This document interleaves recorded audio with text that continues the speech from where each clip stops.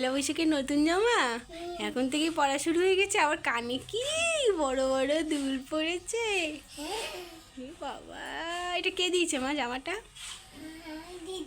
দিদি দিচ্ছে? তাই? কি সুন্দর মিত্তি, কি মিত্তি।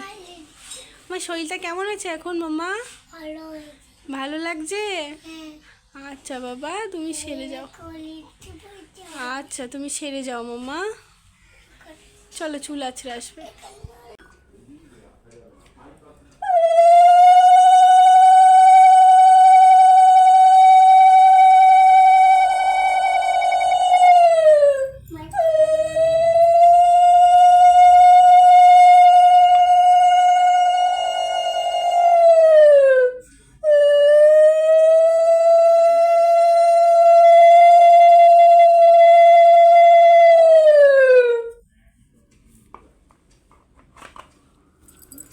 বাবা রক্ষা করো বাবা, ভালো রাখো বাবা। আমটা ঠিকঠাক করে দেব? আমি দেবো মা, আমটা আমার দিতে হয়। আমটা আমি দেব? আমি দেবো বাবা। আম দিয়ে নেব, আমি দেব। আমাকে দাও, আমি দেব। দাঁড়াও দাঁড়াও,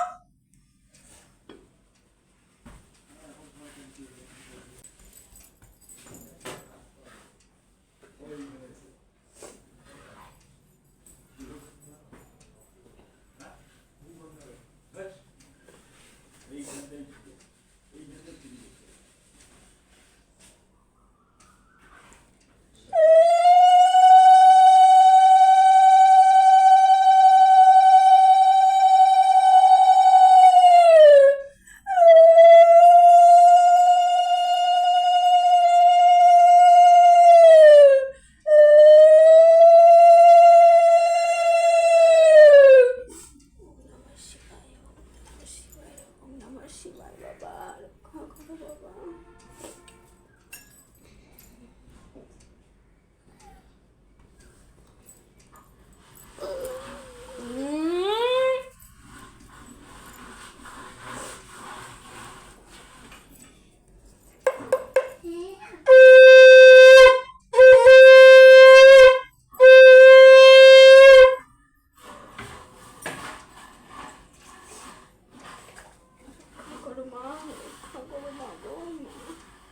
মেয়েকে স্নান করিয়ে নতুন জামা পরিয়ে দিয়েছি, তোমরা দেখতেই পেলে নতুন জামা পরে কত খুশি। তারপরে আমি স্নান করে নীলের বাতি দিলাম। একটাই তো সন্তান আমার, নীল ষষ্ঠী সন্তানের জন্যই করে। ঠাকুরকে বললাম যেন আমার মেয়েটা ভালো থাকে, সুস্থ থাকে। দুদিন পর পর খুব শরীর খারাপ হচ্ছে, তো ঠাকুরকে বললাম ঠাকুর ওকে ভালো রেখো, সুস্থ রেখো। তারপরে দেখো আজকে তো উপোস, সাবু মাখা নিয়ে বসে পড়েছি। এখন প্রায় অনেকটাই বেলা হয়েছে, 3টে সাড়ে 3টে বাজে। তার আগে বলে নিই তোমরা সবাই কেমন আছো, আশা করি খুব ভালো আছো। আমরাও ভালো আছি। তবে মেয়ের শরীরটা তো এখনও ঠিক হয়নি, যাই হোক এর মধ্যেই ভালো থাকতে হবে। অনুশ্রী এন্ড মাম্মিস ডেলিডের পক্ষ থেকে আমি সুতপা আরও একটি নতুন ব্লগ নিয়ে তোমাদের সামনে চলে এসেছি। আজকের ব্লগটা সব মায়েদের কাছে ভীষণ স্পেশাল, তাই না? সন্তানের মঙ্গল কামনায় পুজো, তো মায়ের কাছে স্পেশাল তো হবেই। দেখো খাওয়া দাওয়ার পরে একটু শুইনি, কারণ বাড়িতে মিস্ত্রি কাজ হচ্ছিল। মিস্ত্রিরা কাজ করে যাওয়ার পরে বাড়ি ঘরের অবস্থা কী রকম থাকে তোমরা তো জানোই। তারপরে নিজেদের কাজ কতটা থাকে সেটাও তোমরা জানো। প্রচুর কাজ ছিল, প্রচুর কাজ, তাও পুরোটা পরিষ্কার করে উঠতে পারিনি। তারপরে মেয়েটাকে নিয়ে আসলাম পার্কে। বেশ কিছুদিন ওকে পার্কে আনা হয়নি, ওর মনটাও ভালো না, শরীরটাও ভালো না, তার মধ্যে দুবেলা করে পায়ের মধ্যে ইঞ্জেকশান নিতে হচ্ছে। তো সব মিলিয়ে ভাবলাম থাক, নিজের শরীরের কষ্ট হয় হোক, ও একটু আনন্দে থাকুক, সেই ভেবে পার্কে নিয়ে আসলাম। আর আমি এসছি শুনে বাবাও আসলো। তো বাবা মেয়েকে যথারীতি বাবার যেটা কাজ, বাবা মেয়েকে সব রাইডসগুলো চড়াচ্ছে আর আমি বসে রয়েছি। এইটুকু সময় একটু রেস্ট পাওয়া আর কি, বাড়িতে গিয়ে তো আবার কাজ। মেয়ের শরীরটা ভালো না দেখে খুব একটা বেশি সময় পার্কে ছিল না, ম্যাক্সিমাম 10 মিনিট।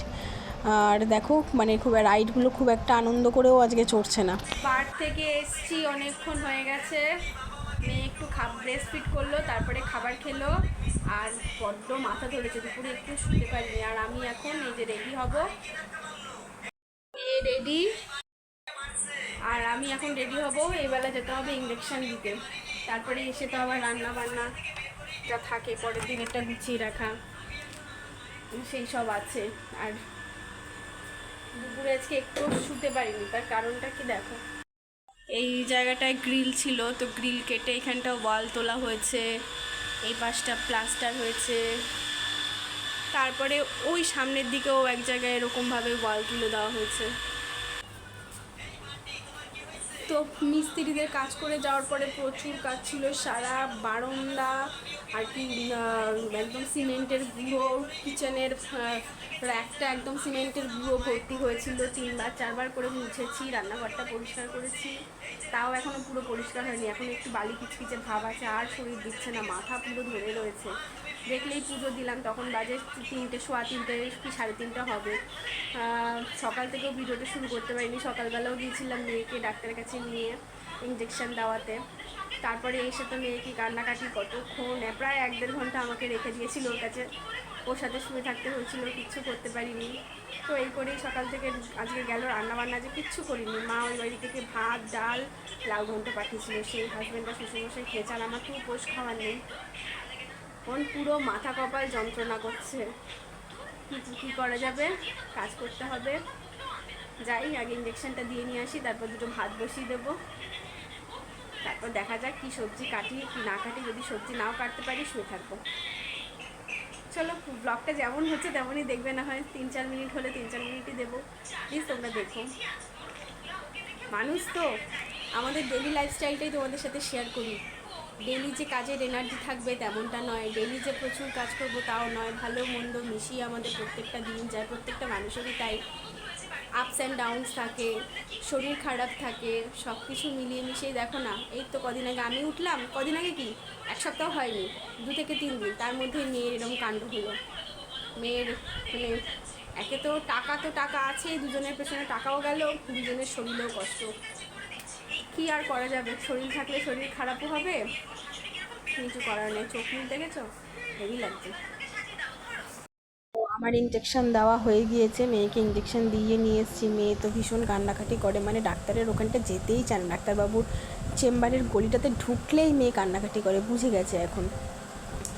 যাই হোক, প্রচণ্ড পরিমাণে মাথা ধরেছে, শরীরটা মোটে ভালো লাগছে না, কিন্তু রান্না তো করতে হবে, রান্না বসিয়ে দিলাম, ইন্ডাকশানে বসালাম ভাত, আর তার মধ্যে দিয়ে দিয়েছি আলু সেদ্ধ, আর এই যে কড়াইতে বসালাম ডাল, আর এখন করছি চা। আর মা এসছে, মার সাথে আমি কথা বলছি, প্রচণ্ড পরিমাণে মাথা ধরছে, তাই মাকে বলছি যে আমি পাচ্ছি না, আমার সাথে বক বক করো না। তারপরে ফাইনালি মা বলছে তুই গিয়ে শুয়ে পড়, আমি করে দিচ্ছি। মারা তো এরকমই হয় বলো, যদিও মাকে আজকে উপোস করতে দিনই, কারণ মার তো শরীরটা ভালো নয়, মাকে বলেছি মাথায় ঠাকুর থাক, ঠাকুর সবসময় আমাদের মাথায় থাকবে, ঠাকুর সব দেখছে, সব বোঝে, তুমি খেয়ে নেবে। তো মা নিরামিষ খেয়েছিল, নিরামিষ ভাত খেয়েছে, হ্যাঁ, সেই জন্য মা আমার মতন অতটা এনার্জি লেস হয়ে যায়। বাজে 10টা 10, এই যে মেয়েকে খাওয়ানো দাওয়ানো হয়ে গেছে, আর আমি আর পারছি না, আমার পুরো মাথা ফেটে যাচ্ছে, মনে হচ্ছে কেউ যেন কনস্ট্যান্ট মাথার মধ্যে হাতুড়ি দিয়ে বাড়ি মারছে, বমি পাচ্ছে, আমি পাচ্ছি না, একটা গ্যাসের ওষুধ খেয়েছি, আর পারছি না নিতে, চোখ খুলে তাকাতে পারছি না। আমি খেয়ে দিয়ে নিয়েছি, আমি খাওয়া দাওয়া করে শুয়ে পড়লাম, রান্না করেছিলাম লাস্ট দেখছিলে, ভাত ডাল আলু সিদ্ধ, মা এসেছিলো, আমি জাস্ট বসিয়ে দিয়ে চলে এসেছি, মা করলো ভাত ডাল আলু সিদ্ধ সব মা করলো, মেয়েকেও ভাত খাওয়ালাম, রুটি তো দেওয়া যাবে না, খাইয়ে দাইয়ে শুয়ে পড়লাম। আর এই যে দেখো সব ছড়ানো এখানে, ওষুধের প্যাকেট ওই যে ফেলা, এই যে চেয়ার রাখা, আমি পারছি না, আর একদম তাকাতে পারছি না। হাজব্যান্ড এসে ওষুধের প্যাকেটটা তুলে রেখে দেবে, কিন্তু আমি একটু শুয়ে নিই, তারপরে না হয় উঠে ওষুধের প্যাকেটটা তুলবো। আর এইদিকে দেখো জলের জগ সব পড়ে রয়েছে, আমার কিচ্ছু ভালো লাগছে না, মনে হচ্ছে মাথার মধ্যে কেউ যেন হাতুড়ি দিয়ে জোরে জোরে জোরে জোরে জোরে জোরে বাড়ি মারছে, কিচ্ছু ছিল না আগে আমার, যত দিন যাচ্ছে তত যেন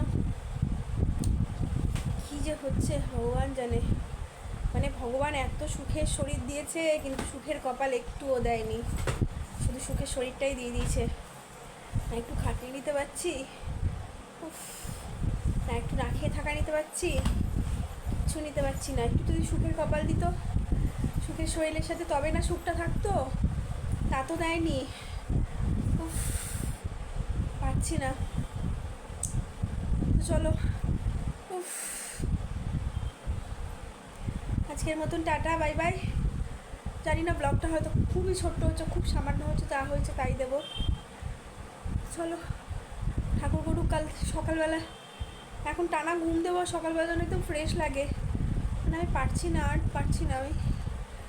চলো আজকের মতন, দাঁড়াও বাবা, হাত নাড়িও না বাবাই, হাত নাড়া না। আজকের মতন tata, bye bye, good night. দেখা হচ্ছে কালকে আবার নতুন একটা ফ্রেশ ব্লগের সাথে। ততক্ষণ তোমরা ভালো থেকো, সুস্থ থেকো, আর ঠাকুরের কাছে প্রার্থনা করো যেন আমরাও ভালো থাকি। আর আমার ব্লগ যদি তোমাদের কোথাও ভালো লেগে থাকে, মন ছুঁয়ে যায়, তাহলে প্লিজ আমার চ্যানেলটিকে সাবস্ক্রাইব করে আমাকে এগিয়ে যেতে সাহায্য করো, আমার পাশে থেকো। আমাকে একটু ভালোবাসি দেওয়ার, একটা লাইক কমেন্ট শেয়ার করো। তোমাদের একটা লাইক কমেন্ট শেয়ার আমাকে অনেক ইন্সপায়ার করে নেক্সট ভিডিও বানানোর জন্য। চলো টাটা, গুড নাইট। মাম্মা, মাম্মা সবাইকে গুড নাইট বলে দাও। তুমি এখন কেমন আছো বলে দাও। শরীর ভালো আছে তো? কোনো অসুবিধা হচ্ছে না তো? আচ্ছা, সবাইকে বলে দাও তোমরাও ভালো থাকবে। হ্যাঁ, আর কিছু বলবে? তুমি বলবে? তুমি বলবে আর কিছু? তুমি কিছু বলবে বাবা? বলো, কি বলবো? হ্যাঁ, পাগলি ওরে আসতে। তো চলো আজকের মতন tata, bye bye, good night.